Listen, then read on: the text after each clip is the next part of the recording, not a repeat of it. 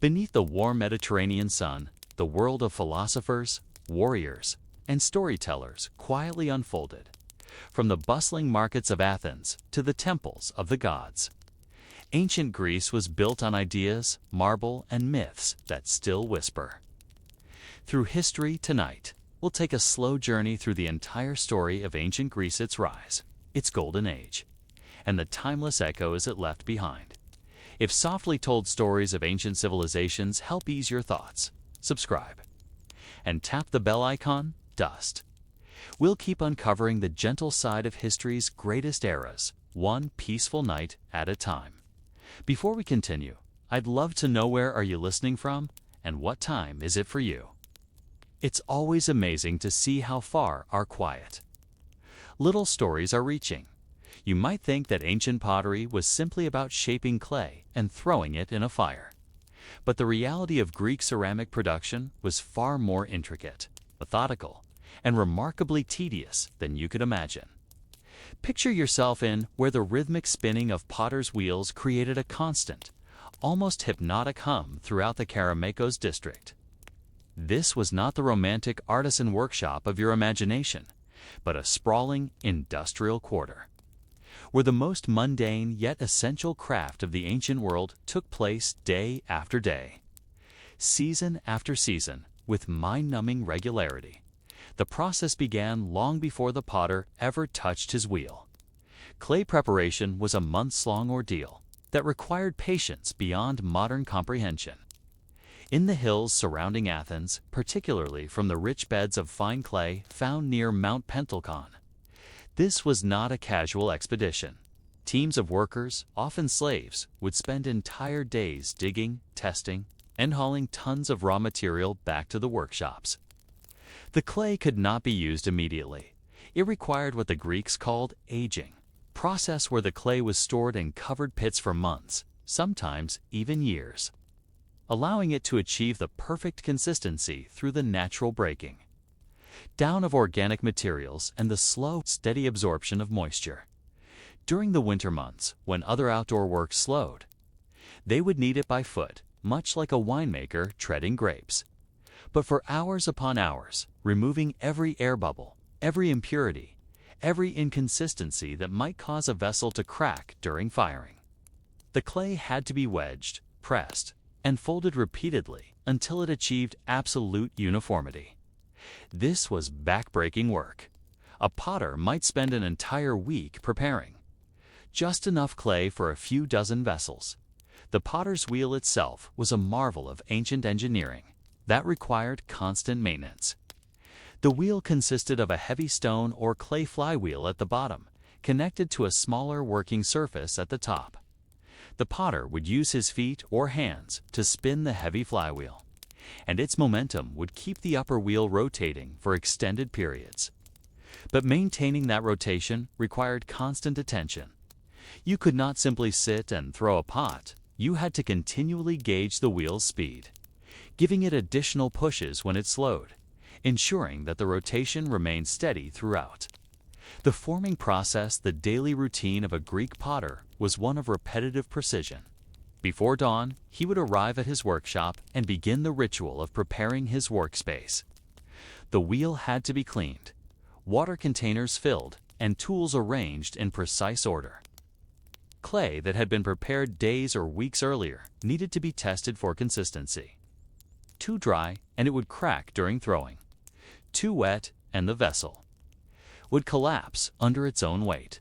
The potter would take a small portion of clay and test it by hand, feeling for the exact texture and moisture content. That experience, Kay taught him to recognize once the wheel was spinning and the clay properly prepared, the actual throwing process began.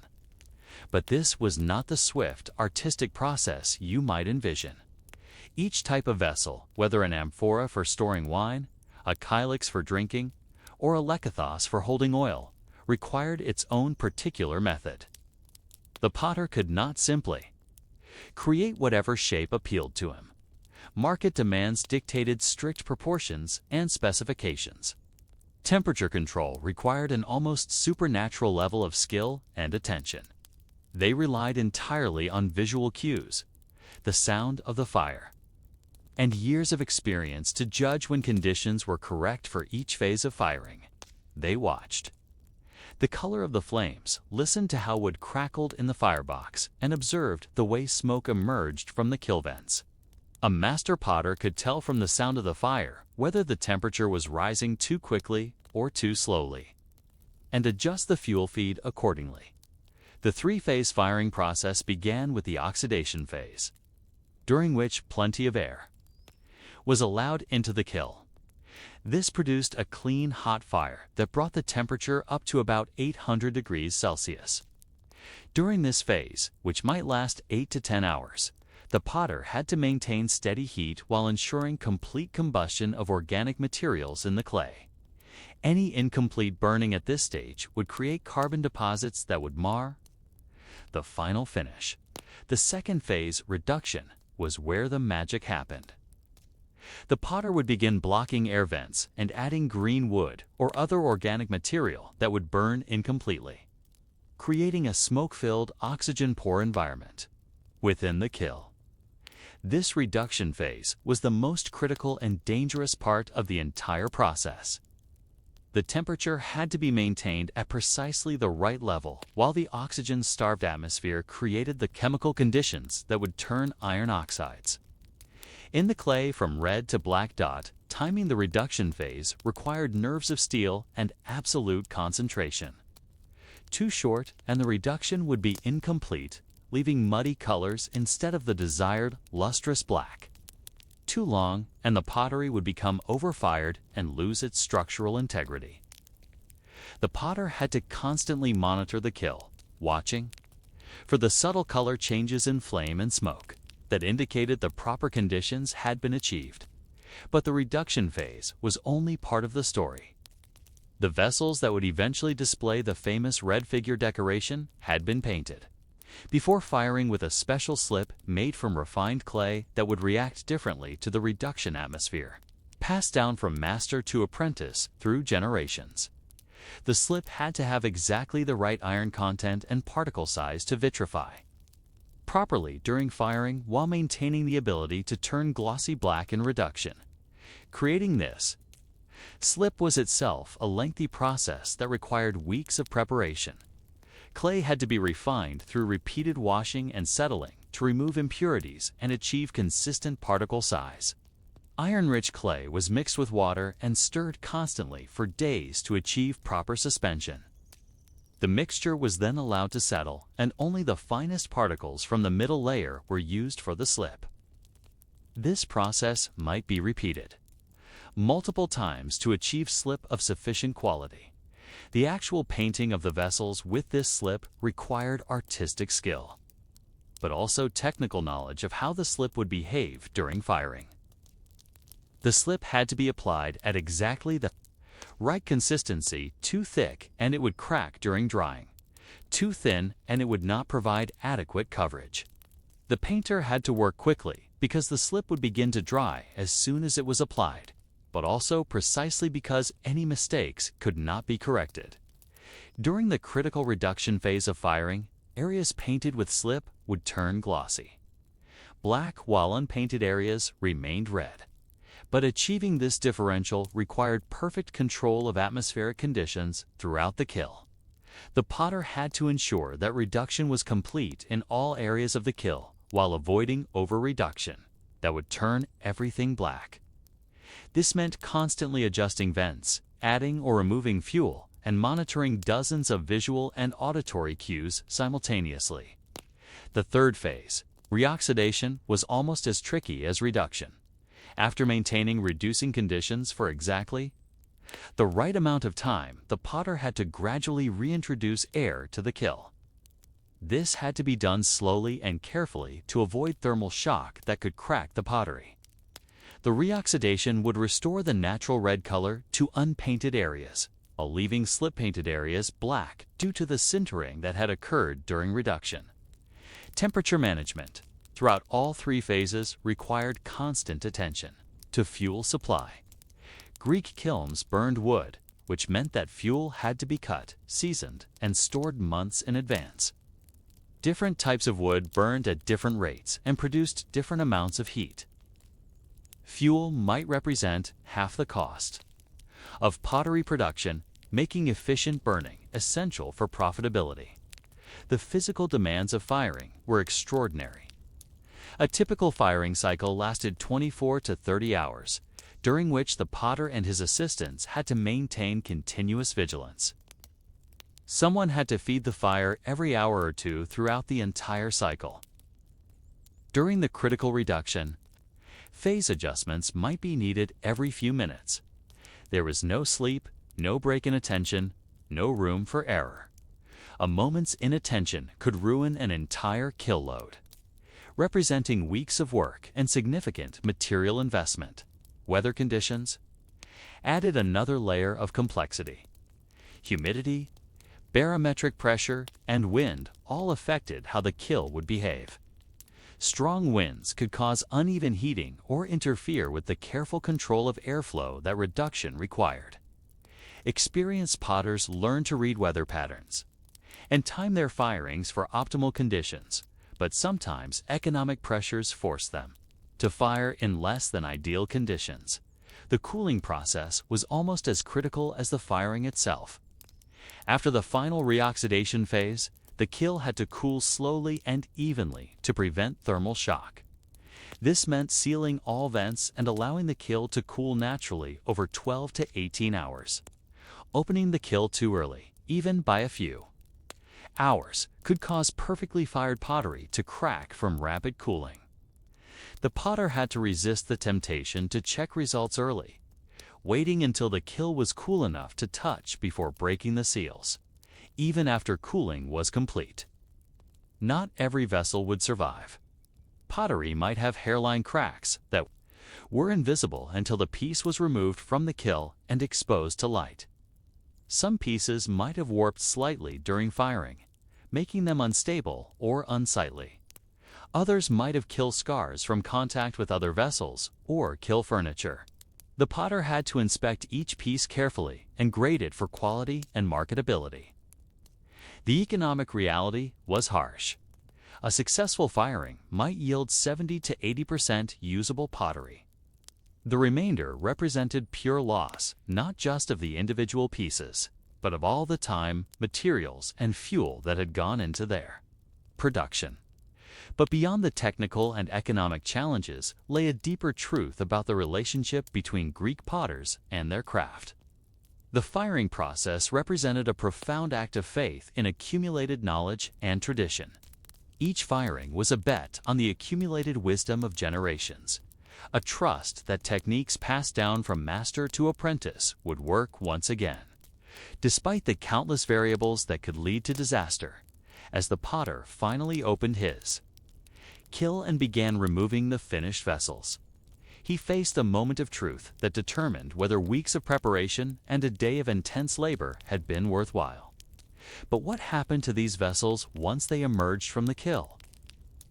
How did they make their way from the workshops of the Keramikos to markets throughout the Mediterranean world? The potter's role in the great machinery of Greek commerce was far from finished. The moment a Greek potter lifted the first successfully fired vessel from his kill marked not the end of his labors, but the beginning of an entirely different set of challenges. The transformation from workshop to marketplace involved a complex web of quality control, inventory management, transportation, logistics, and commercial relationships that required business acumen every bit as sophisticated as the technical skills needed for pottery production. Quality assessment was the first critical step in this transition. A vessel might appear perfect at first glance, but contain microscopic stress fractures that would cause it to fail in use. The potter would tap each piece with a small metal tool, listening for the clear ring that indicated structural integrity. A dull or muted sound warned of internal flaws that would make the piece unsuitable for sale to discerning customers. Surface inspection was equally important. The lustrous black gloss that was the hallmark of quality Greek pottery had to be even and consistent. Areas where the slip had failed to adhere properly during firing would show patches of dull or reddish color that marked the piece as second grade. The potter had to decide whether such flaws were minor enough to allow sale at reduced price, or serious enough to warrant relegation to the growing pile of pottery shards that accumulated behind every workshop. Grading pottery for a different market. Segments required sophisticated understanding of customer expectations and willingness to pay. These premium vessels might sell for prices that represented several days' wages for an ordinary laborer. Slightly flawed pieces would find their way to middle-class households, while vessels with more noticeable defects would be sold as utilitarian. Pottery for everyday use. Storage and inventory management presented ongoing challenges. Fired pottery was much less fragile than leather-hard greenware, but it still required careful handling to prevent chipping or cracking. The potter had to construct storage systems that would protect finished goods while keeping them accessible for inspection by potential customers. Shelving had to be strong enough to support the weight of multiple vessels while spacing them sufficiently to prevent contact damage. The seasonal nature of both production and demand added another layer of complexity. Conversely, demand peaked during harvest season when farmers needed vessels for storing wine and oil. And again in spring, when households required new pottery to replace vessels broken during winter storage. Managing cash flow through these seasonal fluctuations required careful planning and adequate capital reserves. The potter might need to maintain inventory for months before finding buyers, tying up resources in unsold goods while continuing to pay for clay, fuel, and labor. Successful potters learned to negotiate with suppliers for extended payment terms, and to build relationships with customers who would provide advance orders that guaranteed sales. Transportation to market was a logistical challenge that could make or break a pottery business. Large amphorae might weigh 40 or 50 pounds when empty, making them expensive to transport even short distances. The potter had to calculate transportation costs into his pricing while ensuring that vessels would arrive at market undamaged. Packing. Materials were expensive and had to be reused whenever possible. Straw, sawdust, and other cushioning materials were packed around individual vessels, which were then nested together in wooden crates or woven baskets. The packing process was time-consuming and required skill to balance protection against transportation. Costs. Too little packing risked breakage during transport. Too much increased weight and bulk, making transportation prohibitively expensive. The economic success of individual pottery workshops was intimately connected to broader patterns of Mediterranean trade and political stability. Wars could disrupt export markets overnight, leaving potters with inventory that could not be sold. At profitable prices, political changes might alter demand patterns or create new opportunities in previously inaccessible markets. The successful potter had to remain alert to political and economic developments that might affect his business.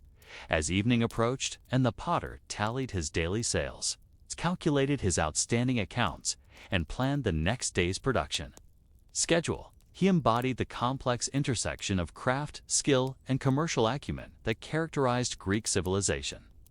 The vessels that emerged from his kiln carried not just wine and oil, but the accumulated knowledge, artistic traditions, and economic relationships that bound the Greek world together. But pottery was only one element in the vast economic ecosystem that sustained Greek civilization. How did the broader patterns of trade and commerce create the conditions that made specialized craft production possible? What other mundane yet essential activities provided the foundation for the political and cultural achievements that we associate with ancient Greece? The potter's daily concerns were part of a much larger story of how ordinary people created extraordinary civilizations through the patient accumulation of skills, knowledge, and commercial relationships. Picture the scene at dawn in the Athenian Agora around 430 BCE, as hundreds of citizens gather around strange bronze contraptions that would determine the fate of their democracy for another day. These machines, called clariterion, were not monuments to artistic achievement or religious devotion, but rather the mundane mechanical heart of the world's first democratic government. The clariterion itself was an ingenious device that revealed the Greek genius for solving administrative problems through mechanical innovation. Standing about 4 feet tall and 2 feet wide, citizens who wished to serve in various capacities would insert their identification tokens, small bronze plates inscribed with their names, into the slots corresponding to their tribal affiliation.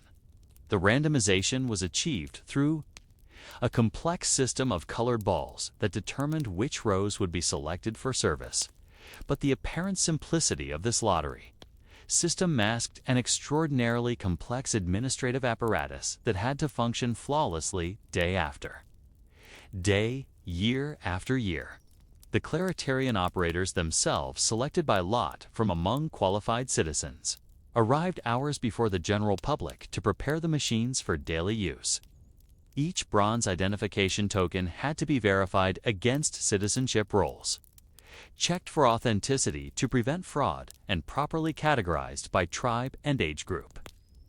This preliminary sorting process alone might consume 2 or 3 hours before the actual lottery could begin. The mathematics of the selection process required careful calculation to ensure proper representation across all demographic categories. A citizen might be eligible for some positions, but not others, creating a complex matrix of qualification that the lottery operators had to track for each participant. Mistakes in this preliminary sorting could invalidate the entire selection process and require starting over from the beginning. Weather conditions added an additional layer of difficulty to the daily lottery process. The bronze clariterion, exposed to the elements in the open agora, would be slippery and difficult to handle during rainy weather. High winds could scatter the small identification tokens or interfere with the precise placement required for proper random selection. During the hottest summer days, the bronze surfaces became too hot to touch comfortably, requiring the operators to work with cloths or wait for cloud cover. The crowd management challenges were equally significant. Each participant had to wait for his turn to insert his identification token, witness the lottery process for his tribal group, and either accept assignment to a position or return home disappointed. The potential for disputes was enormous. Allegations of rigged lotteries, challenges to citizenship status, or disputes over qualification requirements could quickly turn an orderly administrative process into chaos. Record-keeping requirements for the lottery process were staggering by ancient standards. Each selection had to be documented with the names of all participants, the positions filled, and the tribal distribution of assignments. The sheer volume of paperwork generated by daily lottery operations required a substantial clerical staff and significant expenditure on writing materials. Quality control mechanisms were built into every stage of the lottery process to prevent fraud and ensure fairness. Multiple witnesses observed each step of the procedure, from the initial preparation of the clariterion through the final recording of results. The colored balls used for randomization were inspected before each use to ensure they had not been weighted or altered to produce biased results. Training lottery operators required extensive knowledge of citizenship law, administrative procedure, and the technical operation of the clariterion machinery. These men had to memorize the qualification requirements for dozens of different positions, understand the complex rules governing tribal representation, and master the mechanical operation of the lottery devices. A mistake in operating the clariterion could invalidate the selection process and potentially undermine public confidence in the democratic system. The economic implications of the lottery system were substantial and often overlooked. Citizens selected for particular positions received compensation for their service, but this payment came from public funds that had to be collected, managed, and distributed with scrupulous accuracy. Taxes had to be collected, budgets prepared, and accounts audited to ensure proper use of public resources. Beyond the immediate mechanics of selection, The lottery system created ongoing administrative challenges throughout the terms of service for selected officials. The coordination required to ensure smooth transitions between old and new officials was enormous, particularly for positions that required continuity of operations. Oversight and accountability mechanisms had to be maintained for every person selected through the lottery process. This meant that detailed records had to be kept of official actions, decisions had to be documented and justified, and procedures had to be followed with meticulous precision to avoid accusations of impropriety. The geographical scope of Athenian administration created additional complexity for the lottery system. Transportation, accommodation, and communication arrangements had to be made for officials serving away from their home communities. The logistics of coordinating government operations across the scattered settlements of Attica were enormous. Seasonal variations in administrative workload required careful planning to ensure adequate staffing throughout the year. Military campaigns could remove large numbers of eligible citizens from the lottery pool. Festivals and religious observances might require postponement of administrative activities or special arrangements for essential services. The lottery system also had to accommodate citizens with varying levels of education, experience, and competence. Training programs, mentorship arrangements, and supervisory systems had to be developed to ensure that randomly selected officials could fulfill their duties competently. The democratic ideal of citizen equality had to be balanced against practical requirements for administrative effectiveness. Physical maintenance of the lottery equipment required ongoing attention and expense. The identification tokens had to be stored safely when not in use and replaced when they became worn or damaged. The colored balls used for randomization had to be inspected and replaced periodically to maintain their integrity. As the morning lottery process drew to a close and newly selected PUSG officials began their journey to various assignments throughout Attica, the magnitude of the administrative challenge became apparent.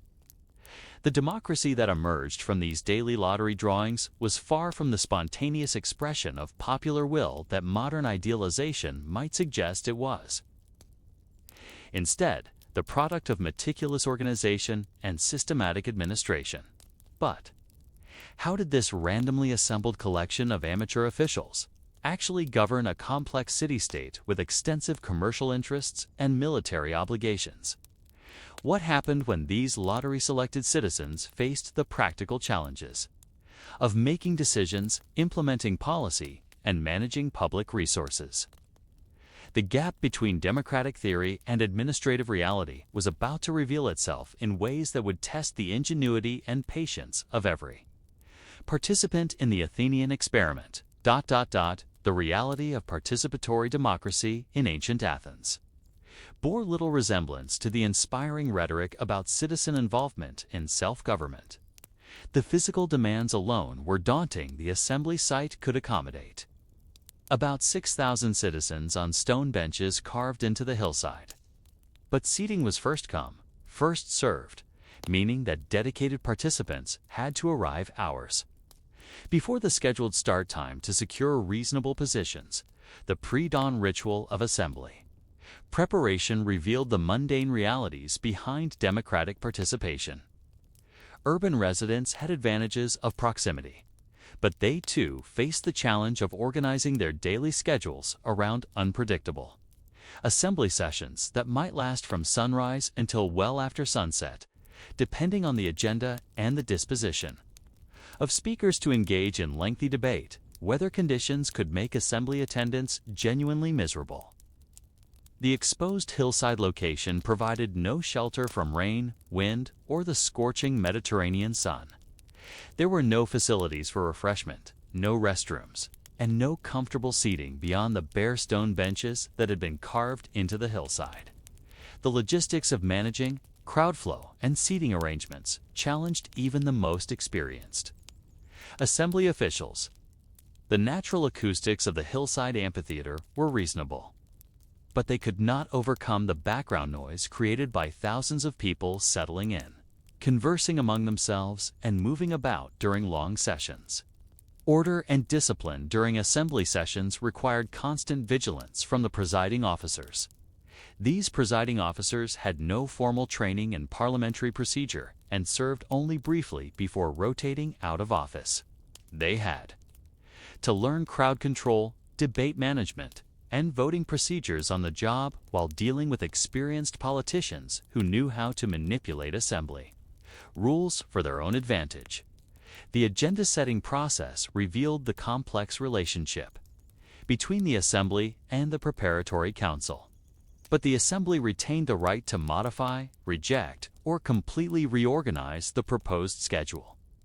This meant that careful preparation by the council could be undone within minutes if assembly participants decided to pursue different priorities, or if skilled orators managed to redirect attention toward their preferred topics. Debate procedures were theoretically open to all citizens, but practical reality was far different. Citizens who lacked experience in public speaking or who had weak voices found themselves unable to participate meaningfully in debates. Despite their theoretical right to address the assembly, the advantage inevitably went to practiced orators, who had both the physical capacity and the rhetorical training to command attention in such a challenging environment. Time management was a persistent problem that could render assembly sessions ineffective. The presiding officers had limited authority to control debate, and their brief terms in office gave them little opportunity to develop the experience and confidence needed to manage strong-willed speakers effectively. Voting procedures were deceptively simple in theory, but challenging to implement in practice. Accurate vote counting under such conditions was nearly impossible, particularly for close decisions where the margin might be only a few dozen votes out of several thousand cast. The officers had to rely on rough visual estimates that could easily be influenced by factors such as seating position, lighting conditions, and the enthusiasm with which citizens raised their hands. Record-keeping responsibilities added another layer of complexity to assembly operations. This required scribes who could work quickly and accurately under difficult conditions, capturing not just the final votes, but also the key arguments and modifications that had shaped the final decisions.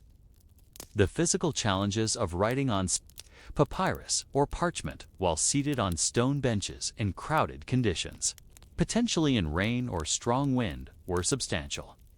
The economic burden of assembly participation fell disproportionately on poorer citizens who could least afford to lose a day's wages to attend political meetings. Citizens engaged in daily labor, craftsmen, merchants, farmers during busy seasons faced difficult choices between economic necessity and civic duty. The result was that assembly attendance was often skewed toward those wealthy enough to attend regularly without serious financial sacrifice. Quality of debate suffered from the lack of formal preparation requirements for participants. Complex policy issues requiring technical knowledge, military strategy, public finance, trade relations were decided by participants who might have little understanding of the relevant facts or considerations. The democratic principle of citizen equality conflicted directly with the practical need for informed decision-making. Factional politics and personal rivalries regularly disrupted assembly proceedings and diverted attention from substantive policy discussions.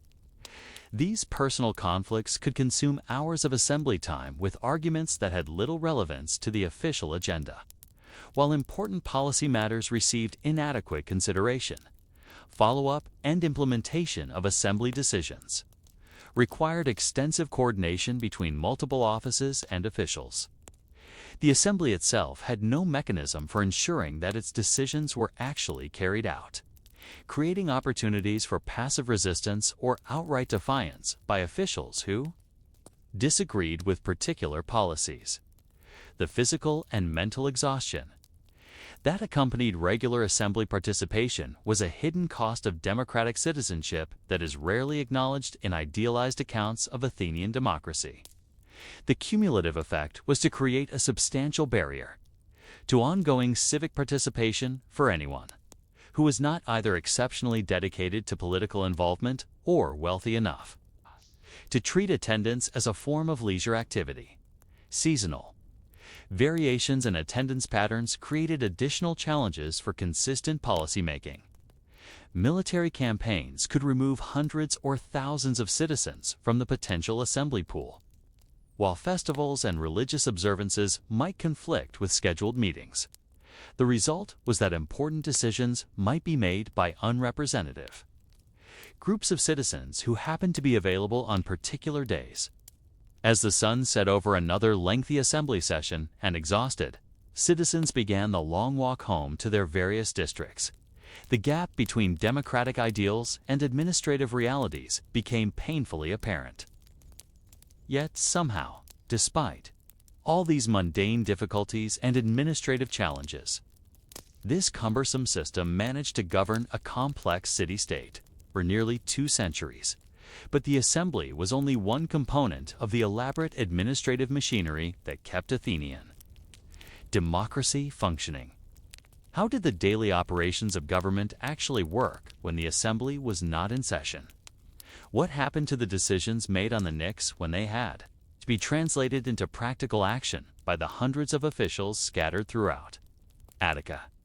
The real test of democratic government lay not in the inspiring moments of public debate, but in the grinding daily work of administration that most citizens never saw. When the assembly crowds dispersed from the Nix and the echoes of democratic debate faded into evening, the real work of governing Athens was just beginning. Unlike the dramatic public sessions on the Nix, the daily operations of the council took place in the mundane atmosphere of the Bouleuterion, where the tedious work of administration proceeded with little public attention but enormous consequences. For the functioning of the city-state, the physical workspace of the council reflected the practical demands of year-round administrative operations.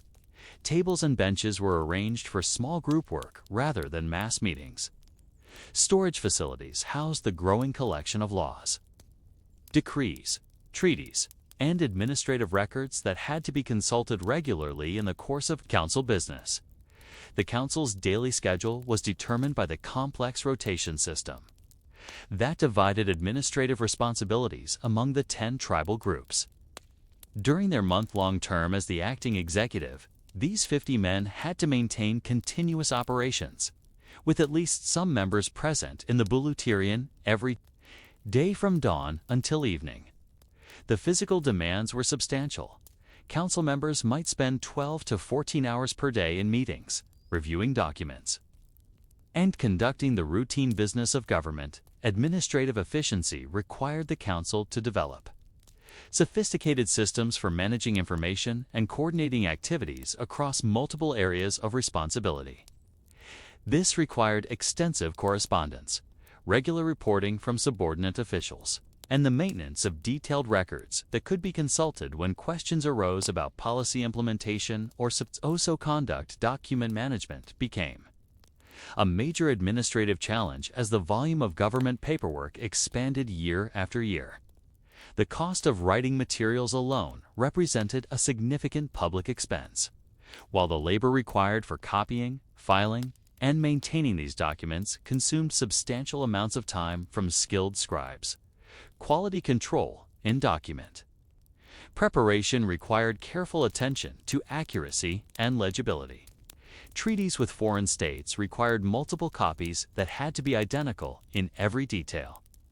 Administrative instructions to magistrates and officials had to be clear and comprehensive to prevent confusion or noncompliance. The council had to review many of these documents personally, checking for errors and ensuring that the written versions accurately reflected the decisions that had been made. Financial oversight was among the most demanding and technical responsibilities of the council. Expenses included military operations, public construction projects, religious festivals, payments to officials and citizens serving in various capacities, and the routine costs of government operations. The council had to monitor these flows constantly to prevent overspending and ensure that funds were available for essential services. Audit procedures for public finances required counsel. Members to develop expertise in accounting methods and financial analysis. The council had to review these accounts, identify discrepancies or irregularities, and investigate cases where funds might have been misused. This financial oversight function required mathematical skills and attention to detail that not all council members possessed when they entered office. Military affairs consumed an enormous amount of council time and attention, particularly during periods of active warfare. These responsibilities required council members to master technical subjects such as naval construction, military supply, and strategic planning that were far removed from the normal experience of most citizens. Diplomatic relations with other Greek city-states and foreign powers required the council to maintain extensive correspondence and coordinate with ambassadors and negotiators. The council had to brief Athenian negotiators, review proposed agreements, and ensure compliance with treaty obligations once agreements were concluded. Public construction projects presented some of the most challenging administrative problems that the council faced.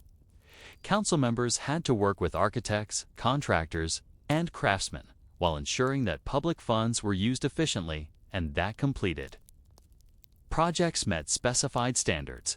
Legal administration required the council to coordinate with the extensive system of courts and magistrates that handled both civil and criminal cases. This involved scheduling, logistical support, and the maintenance of legal records that could be consulted in appeals or related cases. Religious obligations added another dimension to council responsibilities. The council had to work with religious officials to ensure that festivals were properly organized, that adequate funds were available for sacrifices and public celebrations, and that the city's religious obligations to the gods were fulfilled. According to traditional requirements, personnel management challenges arose constantly as the council dealt with the hundreds of officials and employees who carried out the day-to-day work of government.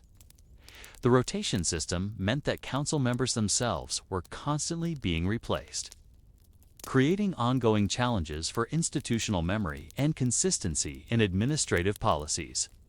Emergency response capabilities had to be maintained even though emergencies, by definition, could not be anticipated in detail. The council had to maintain contingency plans and communication systems that could function effectively under crisis conditions. The physical and mental demands of council service took a significant toll on the citizens who served. The learning curve was steep for citizens who had no prior experience with government administration, and the consequences of mistakes could be severe for both the individuals involved and the city as a whole. As council members completed their terms of service and returned to their normal occupations, they carried with them a detailed understanding of the enormous complexity involved in governing a democratic city-state. Yet somehow this system continued to function day after day, year after year, providing the administrative foundation that made Athens' political and cultural achievements possible.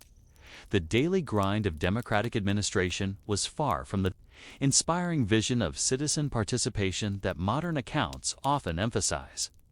It was instead a testament to the willingness of ordinary citizens to undertake extraordinary responsibilities in service of their community. But how did this elaborate governmental machinery interact with other aspects of Athenian society? What was the relationship between democratic politics and the military institutions that protected the city? The story of Athenian democracy was far from complete without understanding how political ideals confronted the harsh realities of survival in a dangerous world. In the gray, pre-dawn light of ancient Sparta, while other Greek children slept peacefully in their family homes, thousands of young boys were already stirring in the communal barracks of the Agoge system. This was not education as we might understand it, focused on literacy, mathematics, or philosophy, but rather a comprehensive system of physical conditioning, psychological manipulation, and social indoctrination designed to transform ordinary children into the most feared, warriors of the ancient world. The daily routine began before sunrise with the harsh sound of a horn that echoed across the training grounds where boys as young as 7 lived in conditions of deliberate deprivation. These reed beds were intentionally rough and provided little cushioning against the hard ground beneath. During winter months, the boys were allowed to add some thistledown to their bedding. But this small comfort came only after they had demonstrated their ability to endure the harsh conditions of autumn and early winter with no additional protection. Against the cold, the awakening process itself was designed to reinforce the discipline and hierarchy that would govern every aspect of their lives for the next decade or more. Called irons, typically around 20 years of age, who had themselves recently graduated from the most intensive phase of the Agoj training. These supervisors faced their own challenges. They were still learning leadership skills while being held accountable for the behavior and development of dozens of younger boys who might test their authority at every opportunity. Physical conditioning began immediately after waking, with exercises designed to build endurance rather than bulk strength. Running was a central component, but not the casual jogging that might characterize modern fitness programs. Spartan boys ran distances that would challenge modern athletes, often while carrying equipment or wearing partial armor that added weight and complexity to the exercise. The boys ran barefoot across terrain that included rocks, thorns, and rough surfaces that would gradually toughen their feet until they could move quickly and quietly across any landscape. A warrior who could not move silently through hostile territory was a liability to his unit and a danger to his comrades. Wrestling and combat training occupied a significant portion of the morning routine. The wrestling techniques emphasized practical combat applications rather than sporting competition. Boys learned to use minimal clothing and equipment, fighting techniques that would be effective when they were exhausted, injured, or disadvantaged, and methods for disarming and defeating opponents who were larger or better equipped. Weapons training began early, though initially with wooden practice weapons that minimized the risk of serious injury during the learning process. The training was repetitive and demanding, requiring thousands of practice movements to develop the muscle memory and instinctive responses that would keep them alive in actual combat. The relationship between physical training and psychological conditioning was carefully integrated throughout the daily routine. They were beaten for mistakes, failures to follow orders, or any sign of weakness or cowardice. These beatings were not random cruelty, but calculated conditioning designed to teach them that physical pain was temporary and manageable, while failure to support their comrades or fulfill their duties would bring consequences far worse than any physical punishment. Food was deliberately inadequate, not from poverty or oversight, but as part of the systematic training program. This constant mild starvation served multiple purposes. It kept them physically lean and hardened. It motivated them to develop resourcefulness and initiative in finding additional food. And it prepared them for the reality that military campaigns often involved extended periods with inadequate supplies. The foraging and theft that boys were encouraged to engage in was not simple mischief, but structured training in reconnaissance, stealth, and resource acquisition. The punishment for being caught was severe, not because theft was wrong, but because getting caught demonstrated insufficient skill in stealth and reconnaissance. Educational instruction, in the conventional sense of reading and writing, was deliberately limited. The Spartan ideal valued practical competence over intellectual achievement, and time spent on abstract learning was time that could be devoted to physical conditioning and military skill development. Speech training focused on the famous Spartan brevity known as laconic communication. This was not merely a cultural preference, but practical military training in combat situations. Communication had to be immediate, clear, and efficient. Long speeches and complex discussions were luxuries that warriors could not afford when facing life and death decisions. The social dynamics within the age groups were carefully managed to reinforce loyalty, and group cohesion while eliminating individual ambition that might undermine unit effectiveness. Friendships and personal relationships were permitted and even encouraged, but only within the framework of military effectiveness and social discipline. Hygiene and personal maintenance were addressed not for comfort or appearance, but for military effectiveness. Hair was kept short to prevent enemies from grabbing it during combat. Clothing was minimal and practical, designed for ease of movement rather than comfort or fashion. Medical training included basic first aid and wound treatment. That would be essential during military campaigns. They also learned to recognize and treat common military ailments such as dehydration, exhaustion, and exposure that could disable warriors as effectively as enemy weapons. The psychological pressure of constant evaluation and potential elimination created an atmosphere of sustained tension that was itself part of the training program, effectively ending their prospects for full citizenship and social acceptance in Spartan society. This created enormous motivation to succeed, but also psychological stress that became part of their conditioning for the pressures of military leadership. As the first phase of morning training concluded and the boys faced the prospect of another day of systematic hardship, the magnitude of the commitment that Spartan society had made to military excellence became apparent. This was not education in any conventional sense, but rather a comprehensive transformation that would continue for years to come. But the morning's training was only the beginning of a daily routine that would test these young boys in ways that would seem almost impossible to endure. What additional challenges awaited them as the sun rose higher and the training intensified? How did this system of controlled hardship gradually transform ordinary children into the disciplined warriors who would become the backbone of Spartan military power? The answers lay in the hours ahead. As the relentless machinery of Spartan military education continued its systematic work of human transformation. As the Spartan sun reached its zenith and other Greeks throughout the Mediterranean sought shade for their afternoon rest, the boys of the Agoge faced some of their most demanding challenges of the day. The reasoning was both practical and psychological. If they could maintain their discipline and effectiveness during the heat of the day when their bodies were most stressed, they would be prepared for the extreme conditions they might face. In actual warfare, the transition from morning conditioning to midday intensive training required careful management by the Irons who supervised each group. They learned leadership skills through this daily challenge of pushing their charges to their limits while keeping them safe enough to continue training. Water discipline was one of the most psychologically challenging aspects of midday training. They learned to ration their water consumption, to recognize the early signs of heat exhaustion, and to continue functioning effectively despite the physical discomfort of persistent thirst. This training would prove invaluable during military campaigns when water supplies might be limited or contaminated.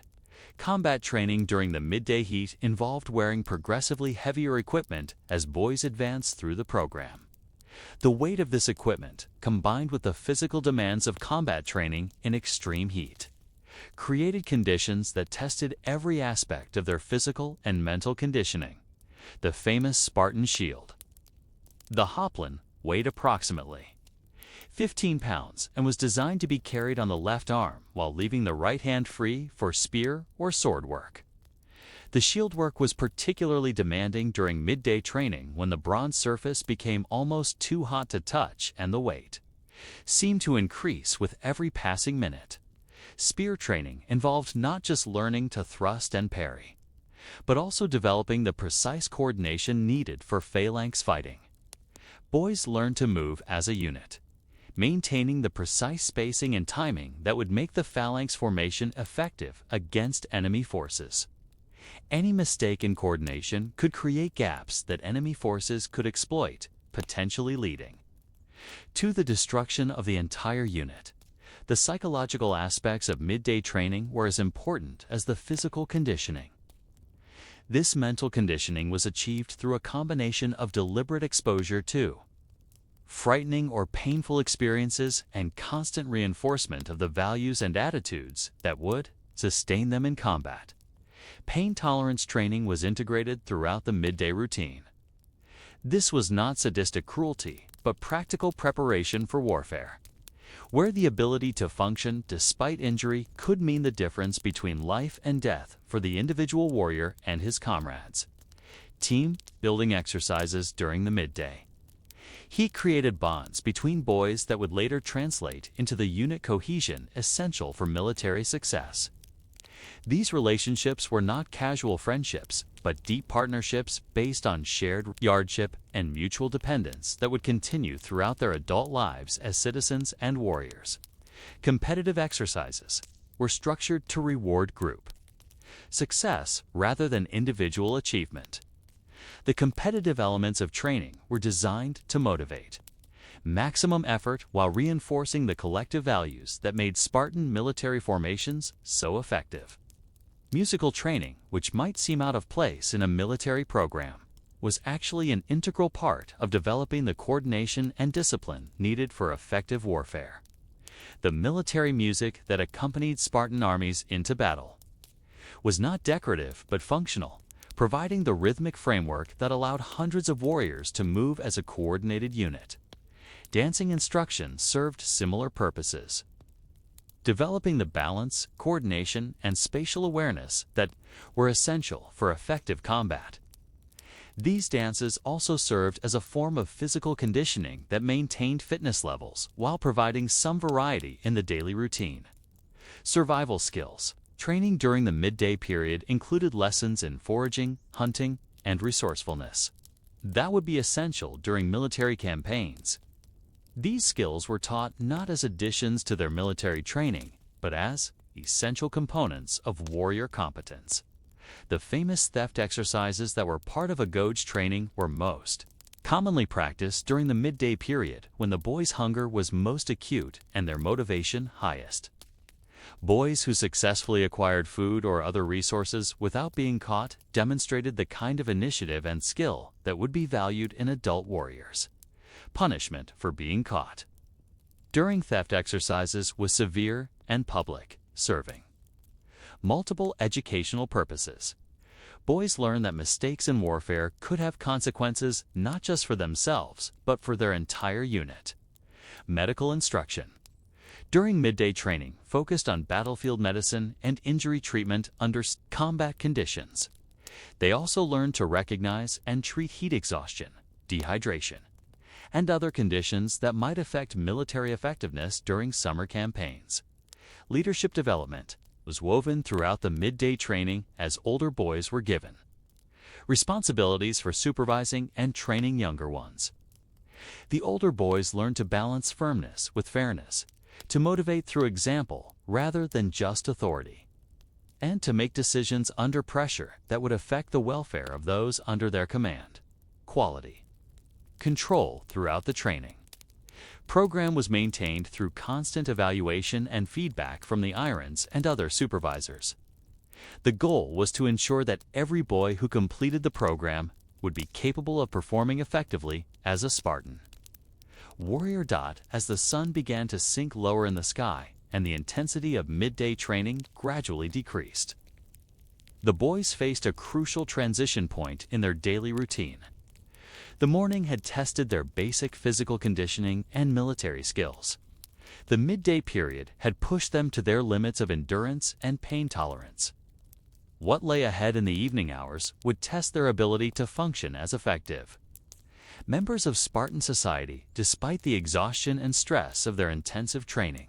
But the day was far from over, and the most psychologically challenging aspects of their education were yet to come. How would these physically and mentally exhausted boys face the social and cultural indoctrination that would complete their transformation into Spartan citizens? What additional tests awaited them before they could finally rest and prepare for another day of the same relentless routine? The afternoon and evening hours held the answers to these questions.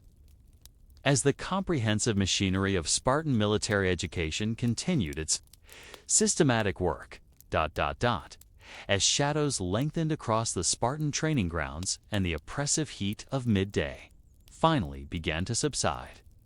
The boys of the Agoge faced what was perhaps the most psychologically demanding portion of their daily routine. This was when the abstract concepts of duty, honor, and sacrifice were reinforced through ritual, ceremony, and carefully structured social interactions that would become the foundation of their adult lives. The transition from afternoon training to evening activities was managed with the same precision and attention to detail that characterized every aspect of the Agoge program. This routine maintenance was not mere busy work, but an essential part of developing the personal discipline and attention to detail that would be crucial for military effectiveness. Equipment maintenance required boys to learn the practical skills of caring for weapons, armor, and other military equipment that would be their responsibility throughout their lives as warriors.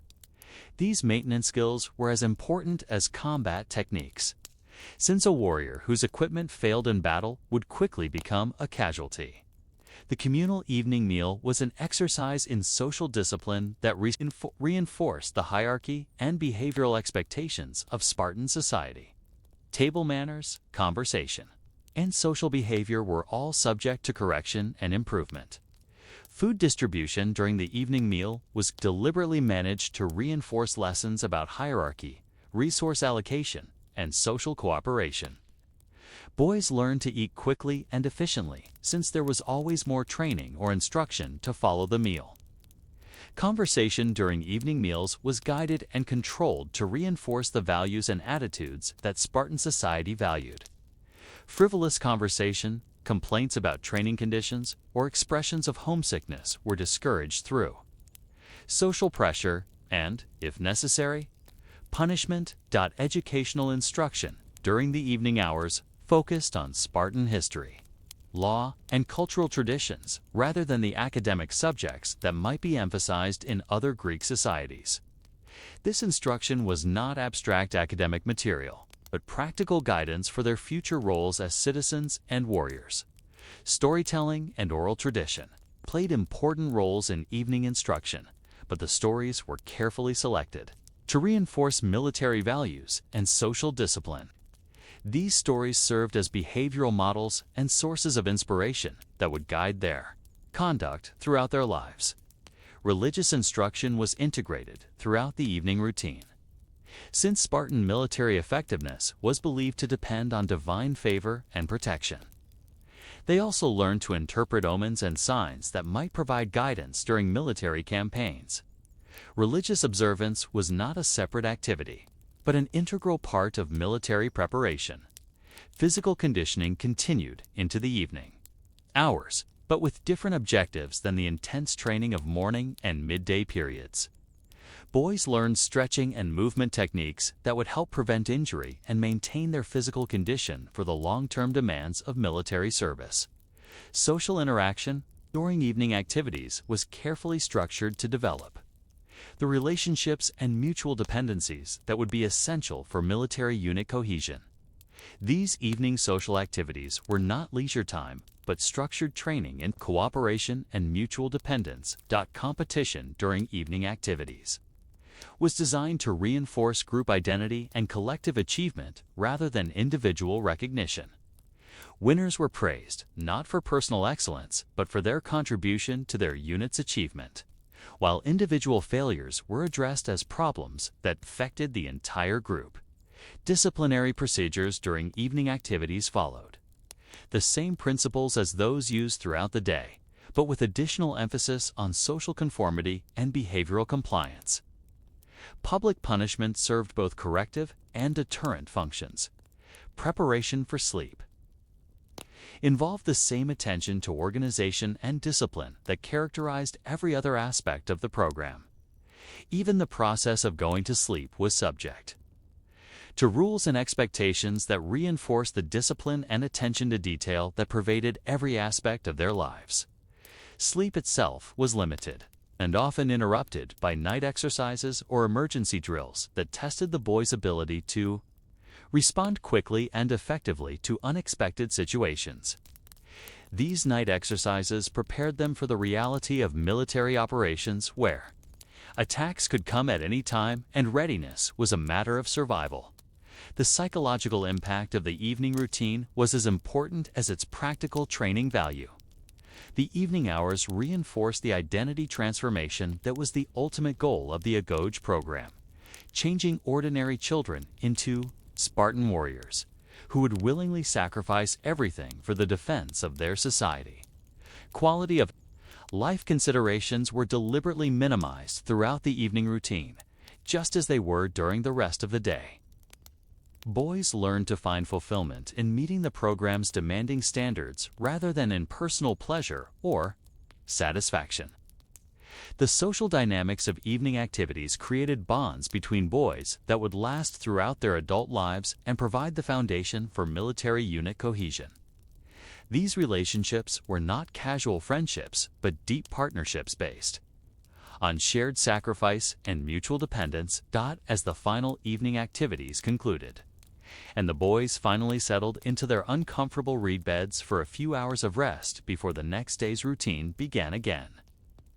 The magnitude of the systematic transformation they were undergoing became clear. This was not education in any conventional sense, but comprehensive conditioning that would determine the course of their entire lives.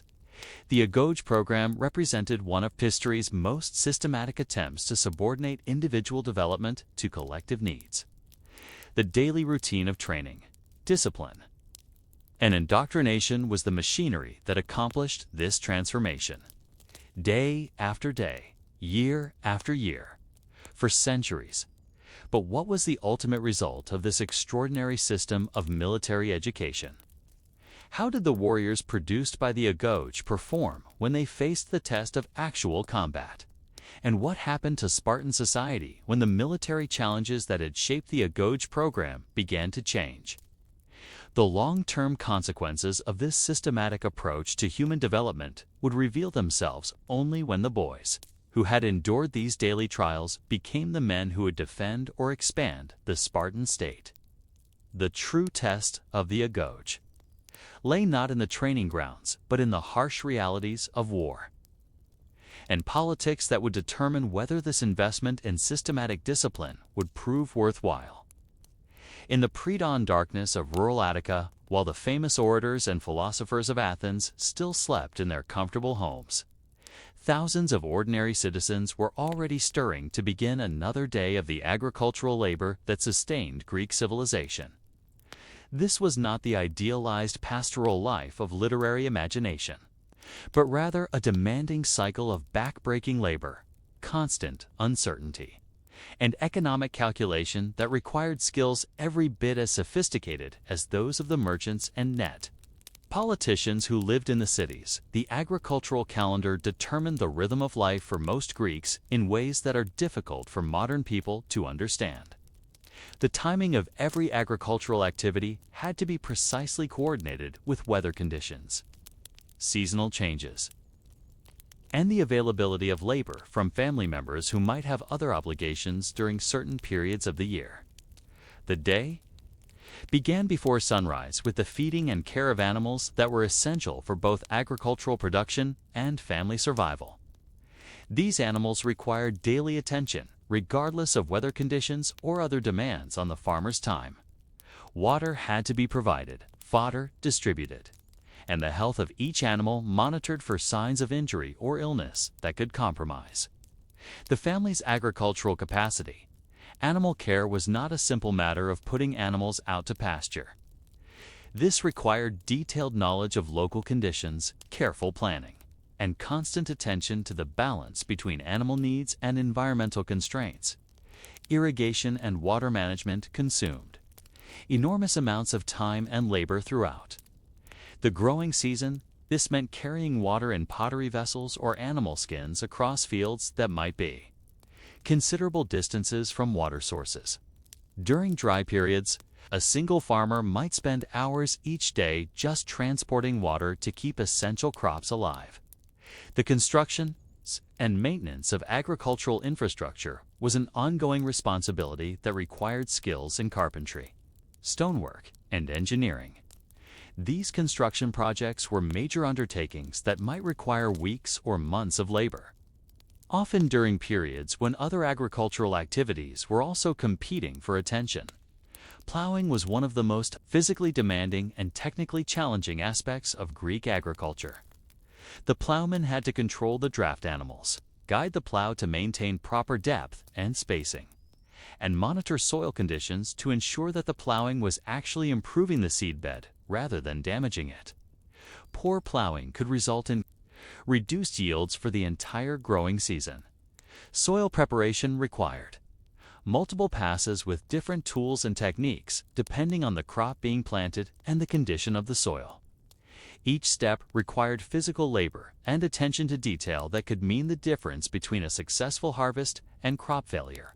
Seed selection and planting involved complex decisions about varieties, timing, spacing, and depth that required extensive knowledge and experience. Poor seed selection could doom the entire crop before it was even planted, making this one of the most critical decisions that farmers faced each year. Timing of planting operations had to be coordinated with weather conditions, soil moisture, and seasonal temperature patterns that varied from year to year. Farmers learned to read natural signs, the behavior of birds, the timing of leaf emergence on native trees, the feel of soil temperature to make these critical timing decisions. Crop diversity was essential for family survival, but it also created complex management challenges. Managing this diversity required detailed planning and the ability to juggle multiple competing demands for labor and attention throughout the growing season. Pest and disease management required constant vigilance and a detailed understanding of the life cycles and vulnerabilities of the many insects, animals, and plant diseases that could destroy crops. Treatment options were limited to physical removal of pests, application of natural materials such as wood ash or sulfur, or cultural practices such as crop rotation that could reduce pest pressure. Weather monitoring became a survival skill that required farmers to develop almost supernatural sensitivity to atmospheric conditions and natural signs.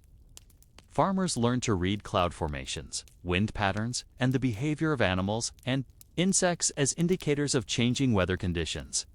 Labor management within the family required careful coordination of activities among family members with different capabilities and competing responsibilities. Women had primary responsibility for garden crops, food processing, and animal care, while also managing household activities that were essential for family survival.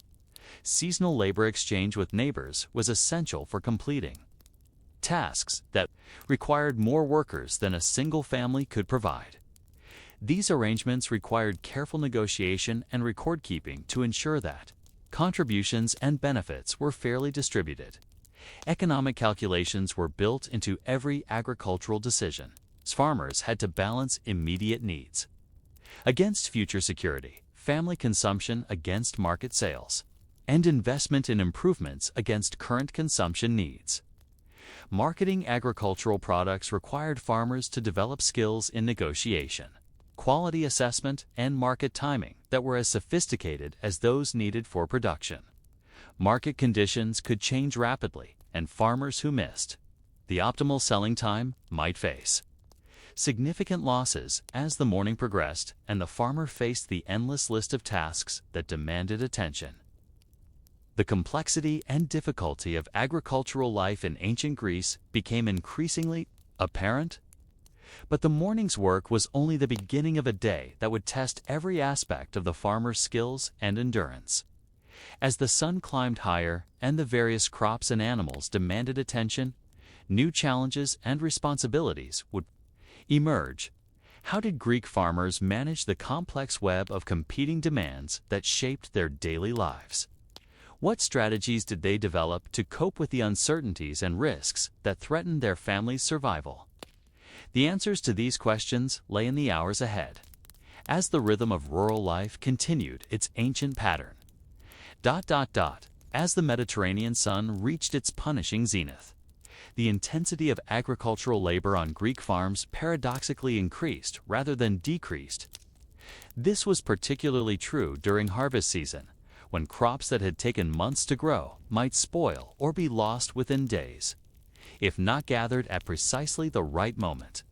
The coordination of family labor during midday hours required sophisticated sophisticated management skills that have been largely overlooked in historical accounts focused on urban political and cultural achievements.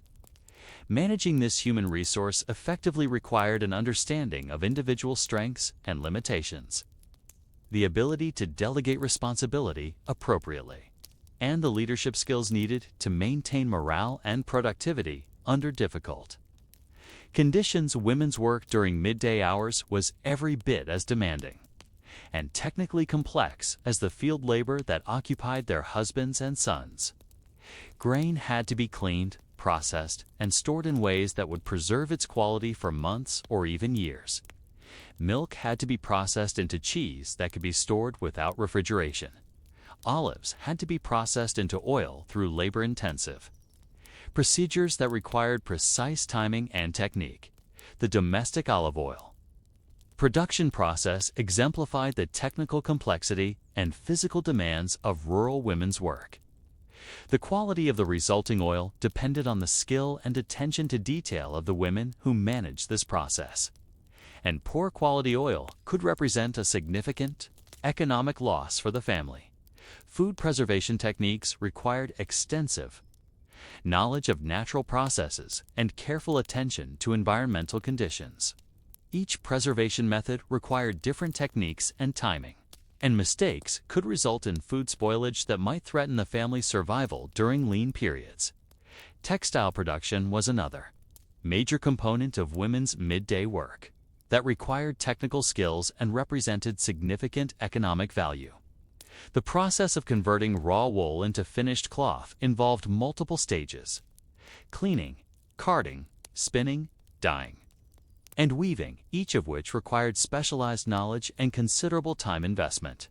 Water management during midday hours was a constant concern that affected every aspect of household and agricultural operations. Water had to be transported from sources that might be considerable distances from the farmstead, often in heavy pottery vessels that required significant physical strength to manage. Child labor was an integral component of agricultural operations, but it had to be managed carefully to balance productivity against the safety and development needs of young family members. These assignments required supervision and training, and the failure of children to perform their duties effectively could have serious consequences for family welfare. Animal husbandry during midday hours required careful attention to the needs and behavior of livestock under the stress of hot weather and intensive agricultural operations. The failure to properly manage animals during midday hours could result in losses that would affect family welfare for years to come. Crop monitoring during the hottest part of the day was essential for detecting problems early enough to take corrective action. The symptoms of many plant problems were most visible during midday hours when stress was highest, making this monitoring essential despite the discomfort of working in intense heat.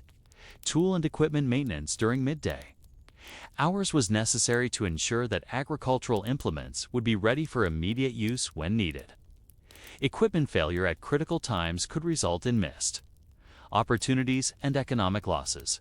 Storage facility management required ongoing attention to prevent spoilage of grain, oil, wine, and other agricultural products that represented the family's wealth and food security. This required regular inspection, maintenance of storage containers, and the implementation of pest control measures that might involve smoking, the application of natural deterrents, or physical removal of contamination. Economic planning and decision-making during midday hours often took place during brief rest periods when family members could gather to discuss immediate needs and long-term strategies. These decisions had to be made with incomplete information and under conditions of considerable uncertainty. Health and safety concerns during midday agricultural work were constant preoccupations that required vigilance and preventive measures. Rural families had limited access to medical care, making prevention and first aid skills essential for survival. Social obligations and community. Relationships required attention even during the busiest periods of agricultural work. Maintaining these relationships required ongoing attention too. Reciprocal obligations and community social expectations that could not be ignored, simply because agricultural work was demanding. Religious observances and ritual requirements continued throughout the agricultural season and required time and attention even during periods of intensive labor. Religious obligations had to be balanced against immediate agricultural needs in ways that satisfied both spiritual requirements and practical necessities. Quality control throughout agricultural production required constant attention to standards that would determine the market value and storage life of agricultural products. Poor quality products could not be sold at market prices and might not even be suitable for family consumption. Environmental monitoring during midday hours provided essential information for decision-making about immediate and future agricultural operations. The ability to read environmental signs and anticipate future conditions was a survival skill that required years of experience and constant attention, as the intense heat of midday gradually gave way to the more moderate temperatures of afternoon. Greek farm families faced the challenge of transitioning from the intensive labor of the midday hours to the different but equally demanding tasks of late afternoon and evening. But what specific challenges awaited these farming families as the day progressed?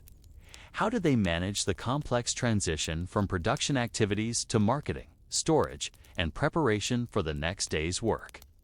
The afternoon and evening hours held the answers to these questions, as the rhythm of rural life continued its ancient pattern of adaptation to the demands of season, weather, and survival.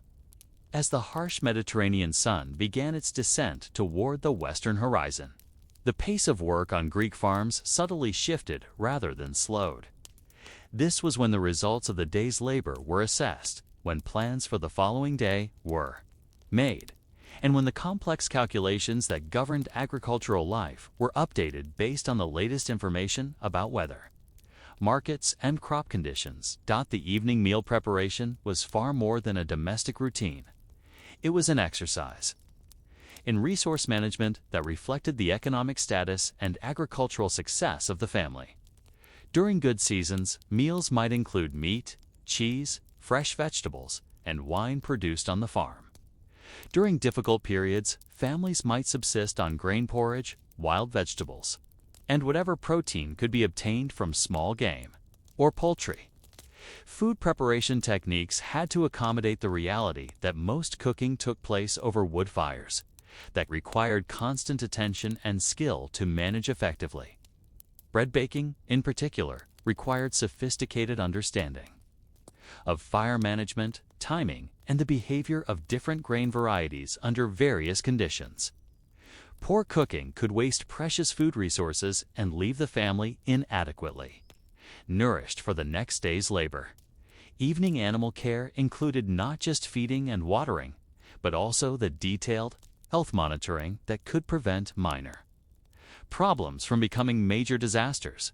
Pregnant animals required special attention, and the timing of births had to be anticipated so that proper assistance could be provided when needed.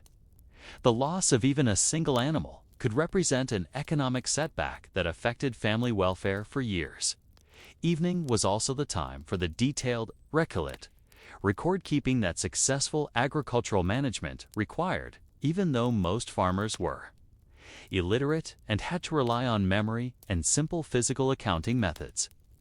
This information was essential for making the planning decisions that would determine next year's agricultural operations.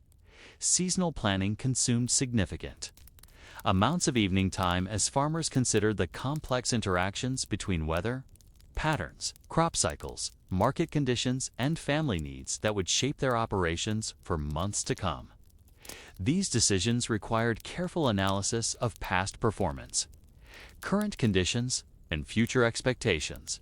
Market planning required farmers to stay informed about price trends, demand patterns, and transportation opportunities that could affect the profitability of their operations. Poor market timing could mean the difference between profitable sales and financial disaster. Equipment and infrastructure. Maintenance was often scheduled for evening hours when the demands of immediate agricultural operations were reduced. Buildings, fences, irrigation systems, and storage facilities required ongoing attention to prevent small problems from becoming major expenses. Much of this maintenance work could be done in the evening by lamplight or firelight, when other family members could assist. Family education and skill development took place during evening hours, when parents could teach children the complex knowledge and techniques that would be essential for their future success as farmers. This education was informal but comprehensive, covering everything from soil science to animal behavior to business negotiations, social obligations, and community. Relationships required ongoing attention that was often addressed during evening hours when families had more flexibility in their schedules. These relationships were not merely social pleasantries, but essential business connections that could provide access to labor, equipment, markets, and emergency assistance. Weather forecasting was a survival skill that farmers practiced constantly. But evening observations were particularly important for planning the next day's activities. Accurate weather predictions could mean the difference between successful completion of critical agricultural operations and crop losses that affected family welfare for an entire year.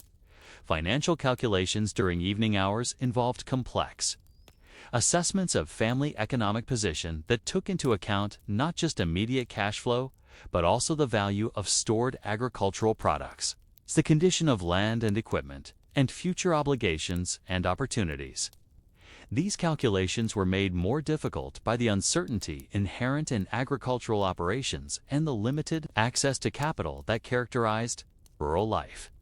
Risk management was an ongoing concern that required farmers to develop strategies for coping with the numerous threats that could destroy months or years of agricultural investment. Evening planning sessions often focused on developing contingency plans and maintaining the diversification and reserves that would allow families to survive difficult periods. Quality control assessments during evening hours involved detailed evaluation of the day's agricultural production to identify problems that might require corrective action. Poor quality products could not be sold at market prices and might not even be suitable for family consumption, making quality control essential for economic survival. Seasonal transition planning required farmers to anticipate and prepare for the changing demands of different phases of the agricultural cycle. Successful farmers learned to anticipate these transitions and prepare for them well in advance. Evening was also the time for the religious observances and ritual activities that most Greek farmers believed were essential for agricultural success. These religious activities were not separate from agricultural work, but integrated aspects of farm management that were believed to be as important as technical skills and hard work. As darkness finally brought an end to another day of agricultural labor, and the farm families settled into the few hours of rest that would prepare them for the next day's challenges, the magnitude of their accomplishment became apparent. Their daily routine represented one of humanity's great achievements: the development of sustainable agricultural systems that could support not just farm families, but also the urban populations that created the political institutions. Military organizations and cultural achievements that we associate with ancient Greek civilization. The agricultural foundation of Greek society was neither simple nor romantic, but rather a sophisticated system of land management, resource allocation, and risk management that made possible everything else that ancient Greece accomplished. Their success made possible the urban prosperity, military power, and cultural achievements that continue to influence our world today as we drift toward sleep ourselves. We might reflect on the profound contrast between the agricultural routine that sustained ancient Greek civilization and the comfortable urban existence that most of us take for granted today. The farmers who performed these daily labors were the anonymous heroes whose patient work made possible the democracy of Athens, the military power of Sparta, and the artistic and intellectual achievements that we still admire. They're boring. Repetitive essential work was the foundation upon which one of history's greatest civilizations was built. Day after day, season after season, generation after generation. The ancient Greeks achieved greatness not through dramatic moments of inspiration alone, but through the patient accumulation of ordinary skills, everyday knowledge, and mundane dedication that made extraordinary accomplishments possible. In the rhythmic turning of potter's wheels, the careful procedures of democratic administration, the disciplined routines of military training, and the seasonal cycles of agricultural labor, we find the real foundation of Greek civilization. Not in the inspiring rhetoric of great orators or the brilliant insights of famous philosophers, but in the boring, essential work of ordinary people who built a world that continues to influence our own. As you settle into sleep, perhaps you can appreciate the profound truth that all human achievement rests upon such foundations: the daily devotion to craft and duty, the patient mastery of technical skills, the willingness to perform essential but unglamorous work that makes possible everything else we value in human civilization. The Greeks understood this truth, and their example reminds us that the most important work is often the most ordinary. The most essential contributions often the most overlooked, and the greatest achievements often built upon the most boring foundations. Sweet dreams. And may you find in sleep the peace that comes from understanding that all human greatness emerges from the patient practice of ordinary excellence.